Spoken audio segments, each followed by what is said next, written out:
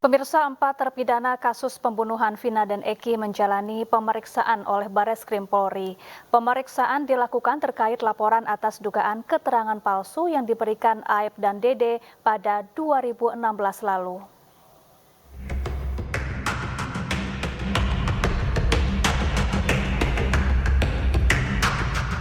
Rencana pemeriksaan ke-6 terpidana kasus pembunuhan Vina dan Eki 2016 silam akan digelar di 2 lokasi yang berbeda. 4 terpidana yakni Supriyanto, Rivaldi, Eka Sandi, dan Hadi Saputra akan diperiksa di Rutan Kebonwaru, Bandung. Sementara 2 terpidana lainnya, Jaya dan Eko, akan diperiksa di Lapas Jelekong, Kabupaten Bandung, Jawa Barat.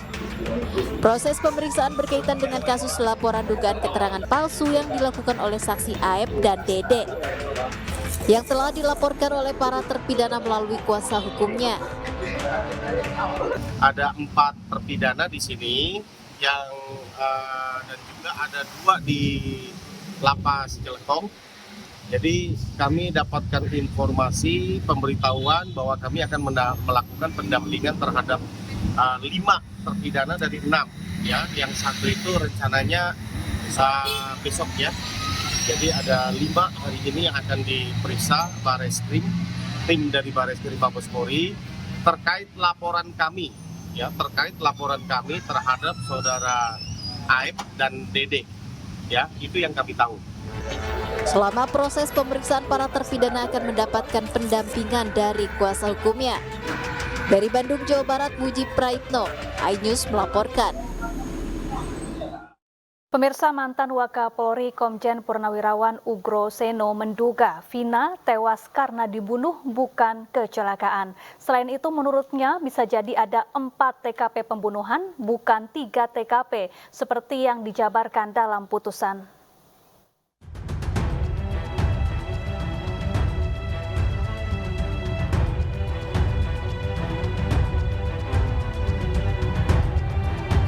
Mantan Wakapolri Komjen Pol Purnawirawan Ugro Seno mencium kejanggalan dalam kasus Vina dan Eki. Menurutnya, alur cerita kematian Vina dan Eki seperti direkayasa. Ia menduga kematian Vina dan Eki berkaitan dengan profesi Ibtu Rudiana sebagai polisi. Selain itu, Ugro Seno juga meminta bukti komunikasi antara para pelaku dibuka untuk membuktikan peristiwa pembunuhan tersebut. Ia juga menyoroti aksi para pelaku yang disebut memindahkan korban dari satu TKP ke TKP lainnya. Adapun dalam putusan disebut ada 3 tempat kejadian perkara terkait kasus ini. Pertama, Jembatan Layang Talun, TKP pelemparan batu di Jalan Perjuangan, dan di seberang SMP Negeri 11 Cirebon. Sementara itu, dalam sidang peninjauan kembali mantan terpidana kasus Vina, Saka Tatal, sejumlah saksi hadir dan membeberkan keterangan yang menunjukkan kematian Vina dan Eki bukan dibunuh, melainkan kecelakaan. Tim Liputan iNews melaporkan. Ya, untuk membahas informasi selengkapnya, kami telah terhubung dengan kuasa hukum Ibtu Rudiana Elsa Syarif dan kuasa hukum Saka Tatal Krisna Murti. Selamat sore Bu Elsa dan Pak Krisna, apa kabar? Kabar baik, selamat sore. Baik, saya ingin ke Pak Krisna terlebih dahulu. Pak Krisna, ini mantan Wakapolri Komjen Purnawirawan Ugro Seno menyebut bahwa Vina ini kemungkinan besar dibunuh bukan kecelakaan. Tanggapan Anda, Pak Krisna? Kasus 2016 ini kan sudah inkrah, artinya bahwa terjadinya kematian Eki dengan Vina ini bahwa putusannya adalah pembunuhan dengan pemerkosaan. Lalu dihukumlah terpidana ini menjadi 7 terpidana seumur hidup dan anak Saka Tatal dihukum selama 8 tahun. Lalu karena klien kami kejadian malam itu tidak ada di tempat, lalu kami mengajukan upaya, apa sih salah satu-satunya untuk merehabilitasi nama klien kami adalah melakukan upaya peninjauan kembali. Ketika kita membentuk tim pengacara untuk melakukan upaya peninjauan kembali, bukti yang harus kita ajukan adalah novum, yaitu sebagai bukti baru atau keadaan baru. Nah, ketika kami melakukan pembentukan tim, lalu kami dapatkan bukti-bukti untuk novum yang kami ajukan di dalam PK kami nanti, kami sesuaikan bahwa PK-PK itu menunjukkan kok lebih kecenderungan arahnya kepada korban kecelakaan, bukan kepada pembunuhan. Jadi peristiwa di 2016 itu kami temukan banyak, misalkan adanya luka tusukan tidak ada di dada, lalu motor tuh ada luka di sebelah kanan, stangnya patah di kanan, lalu kita cocokkan lagi dengan korbannya tuh adanya di sebelah kanan, lalu kami cocokkan lagi kan dengan barang buktinya apa sih ketika berada di persidangan 2016 ketika itu dikatakan sebagai pembunuhan dengan kecelakaan. Bahwa adanya barang buktinya adalah batu dengan kayu. Nah, dari semua yang kami kumpulkan itu, kami cenderung bahwa ini adalah kecelakaan, sehingga kami buat memori PK-nya itu adalah kecelakaan yang kami ajukan di dalam PK sidang Saka Tatal kemarin gitu loh. Baik, baik, Bu Elsa, apakah Anda senada dengan apa yang disampaikan oleh Pak Ugro Seno bahwa ini adalah kasus pembunuhan terhadap Vina dan Eki dengan apa yang sudah dijabarkan oleh Pak Ugro Seno seperti ada dugaan 4 TKP bukan 3 TKP seperti yang ada pada putusan sebelumnya? Ya, soal masalah bahwa Eki dan Vina ini dibunuh, ya kita sependapat karena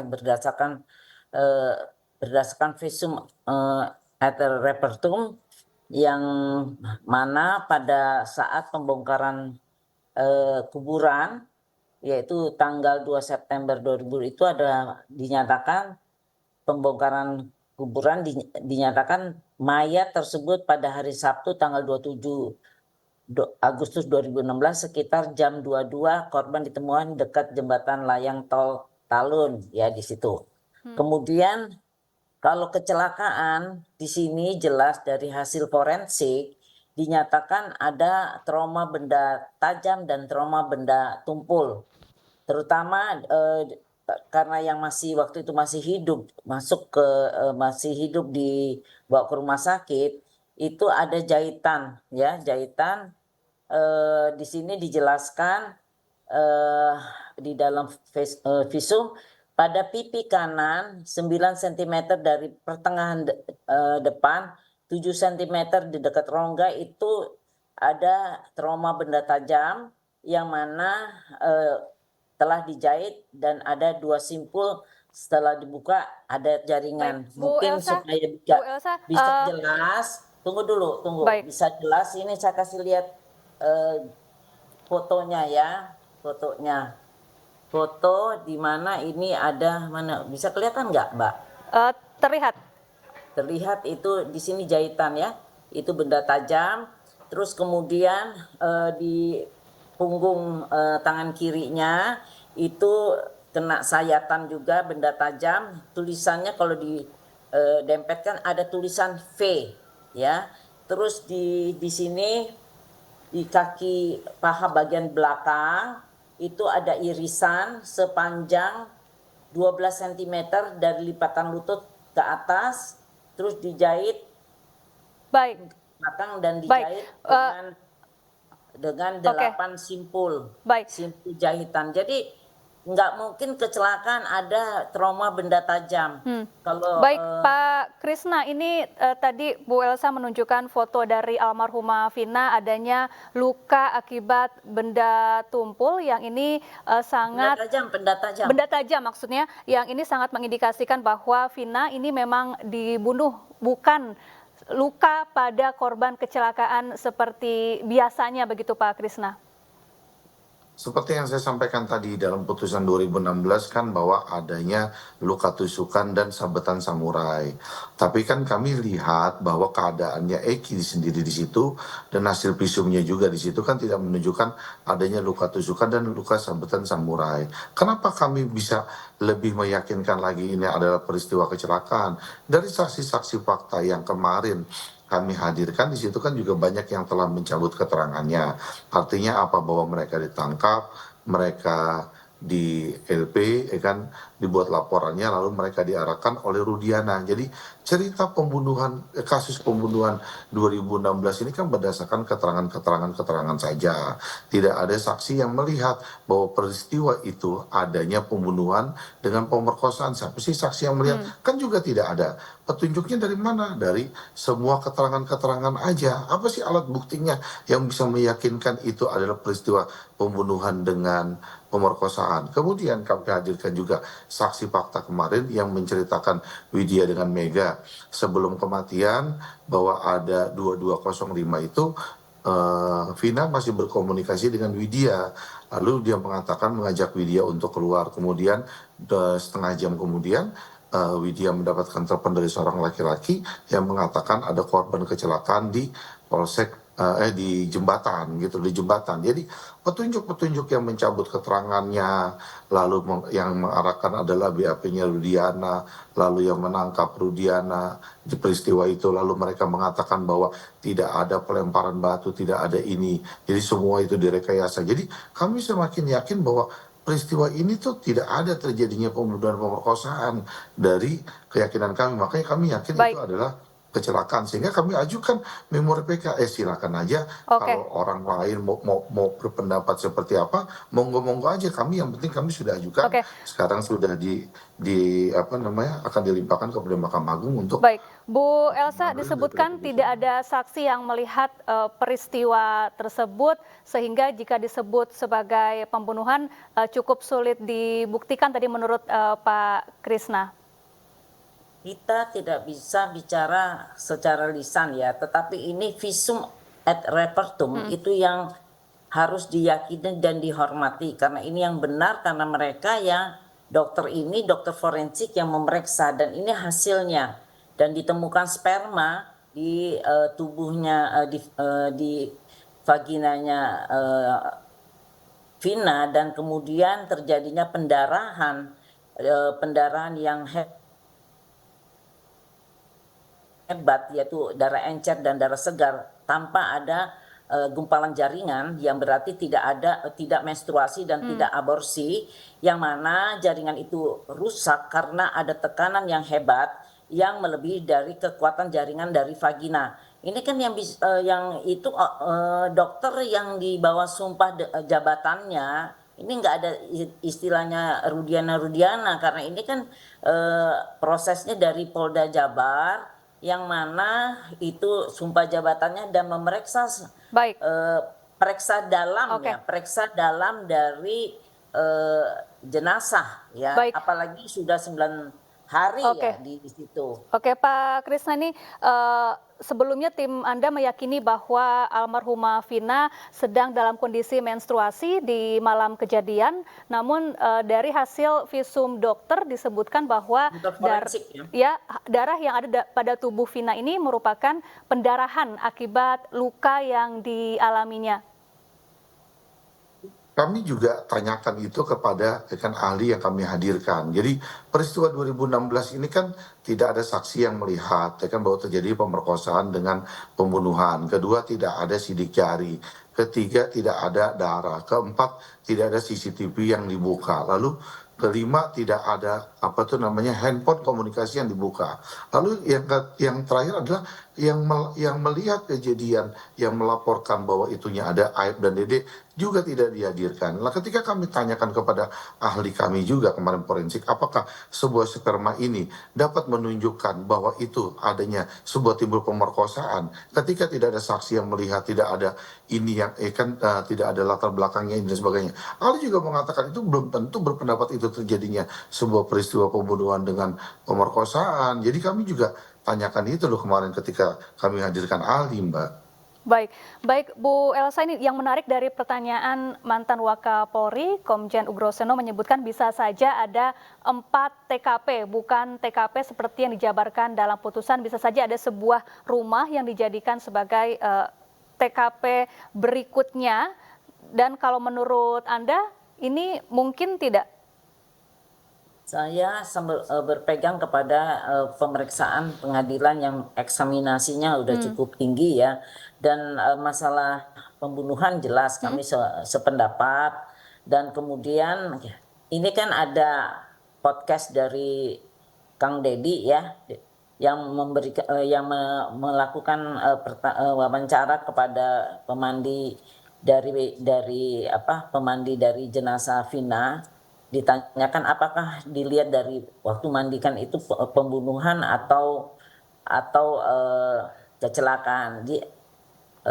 Ibu Iis ini mengatakan bahwa ini pembunuhan, kondisi tangan dan kaki remuk dan kepala mengalami luka parah. Dan saya juga akan mengatakan bahwa kondisi dari helm yang waktu terpakai dan dibuka oleh Suroto itu helmnya ada fotonya, misal lagi fotonya itu sama sekali tidak ada goresan. Jadi memang sudah meninggal dipasangin di leher Eki.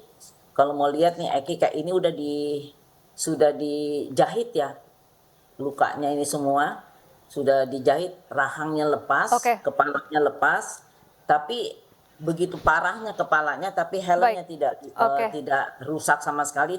Satu lagi poinnya bahwa waktu jadi petugas dari Polda juga dari Cirebon juga menemukan handphonenya Vina di kantongnya Eki. Pada kantongnya Eki itu kan celananya Eki sangat ketat ya, sangat ketat. Kalau dia kecelakaan itu handphone hancur, tapi ternyata tidak. Ini kita bisa kasih lihat ini fotonya. Fotonya ini celananya Eki sangat ketat dan ini ada berita acaranya. Saya baru menemukan bahwa di celana dalam itu didapatkan handphone. Ini bisa dilihat nggak, Mbak? Itu celananya Eki ya. Jadi ini sudah di rumah sakit yang sudah dijahit dan saya lagi mencari pada saat kondisinya waktu dia di TKP yang sudah meninggal. Jadi ya terserah memang kalau memang PK-nya mau begitu, bagi saya sih nggak ada masalah. Tapi yang jelas ini memang sangat sadis ya saya lihat ini. Saya ingin ke Pak Krisna, bisa ditanggapi dari penjelasan Bu Elsa Syarif mengenai foto-foto yang tadi ditunjukkan. Dan Pak Krisna, jika memang Anda tetap meyakini bahwa ini adalah kecelakaan, lantas mengapa kemudian dibuat seolah menjadi pembunuhan? Enggak, kita nggak menggeser bahwa kasus pembunuhan ini menjadi kecelakaan. Hanya seperti yang kami ulaskan tadi, bahwa kami hukumnya lebih mengarah kepada bahwa ini adalah kecelakaan. Pak Ugro juga katakan kan bahwa mana mungkin sih seorang pelaku pemerkosaan sudah dilakukan pemerkosaan, lalu sekarang mesti didandanin lagi, mesti dipakein lagi, ya kan, softteknya mesti dibungkus lagi, misalkan ya, celananya naikin lagi. Lalu dengan SDM-nya mereka, ya kan, mereka ini cuma kuli sederhana, kan tingkatnya di bawah, artinya pemikirannya harus merangkai sebuah peristiwa pembunuhan itu mesti susah payah 1 kilo dari belakang showroom harus dibuang lagi seolah-olah ini kecelakaan. Saya sih nggak yakin bahwa mereka tuh ya kan mampu merekayasa seperti kejadian adanya peristiwa pembunuhan. Pak Ugo juga katakan kalau udah dilakukan pembunuhan di situ, diperkosa itu ya ditinggal, mau ngapain sih, kan mesti dibawa-bawa lagi ke apa tuh namanya, ke flyover itu. Kan itu juga dikatakan Pak Ugo seperti itu. Makanya kami bilang, kami dengan melihat bahwa terpidana ini yang hanya seorang kuli, dia mampu merekayasa sebuah pembunuhan secara profesional dengan 2 peristiwa, dari satu pemerkosaan dengan pembunuhan seolah dirangkai jadi kecelakaan. Saya nggak yakin Mbak bahwa mereka tuh mampu melakukan itu. Makanya kami masih tetap yakin ini adalah sebuah peristiwa kecelakaan. Baik. Terima kasih Pak Krisna Murty, kuasa hukum Saka Tatal, dan juga Bu Elsa Syarif, kuasa hukum dari Ibtu Rudiana, telah bergabung bersama kami di iNews Sore.